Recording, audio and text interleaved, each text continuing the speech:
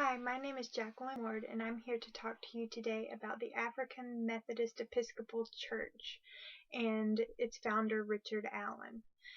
Initially, blacks and whites were attending the same churches, and these created a biracial congregation.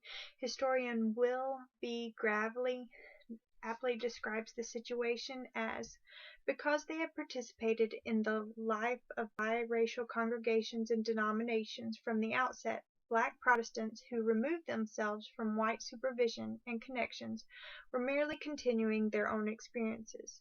Gravely goes on to add that Christianity itself was not created or controlled by white Christians. So one of the earliest examples of this continuing experience was the creation of the African Methodist Episcopal Church by Richard Allen. Richard Allen was initially a slave who taught himself to read and to write, and he was saved and converted at the age of 17. He eventually saved up and bought his own freedom and became a lay preacher. In Philadelphia at the age of 26, he was working as a lay preacher, and he described himself as preaching in the Commons a minimum of 2 times a day to anyone who would listen to him and his message. He often attended St. George's Methodist Church, and he attended that church until a friend of his, Absalom Jones, was attempting to pray one day and was removed from the area where he was praying because it was reserved for white Congregationalists. Therefore, Allen, Jones, and other black Congregationalists left the church and created their own church. They initially founded the Free African Society, and this was going to pave the way for the African Methodist Episcopal Church. Richard Allen was asked to become the first minister of the nation's first black Episcopal Church in 1794, and this was St. Thomas Episcopal Church in Philadelphia.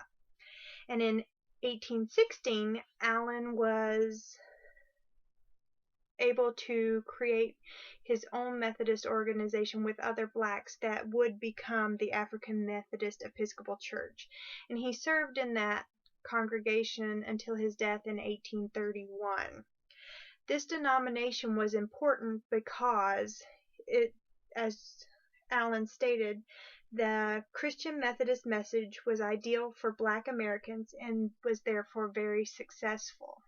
And so the African Methodist Episcopal denomination prior to the Civil War did not spread farther than the North or the Midwest. However, after the Civil War, the denomination did eventually spread to the South. In the 1850s, it actually had spread all the way to California into Sacramento and other cities such as San Francisco.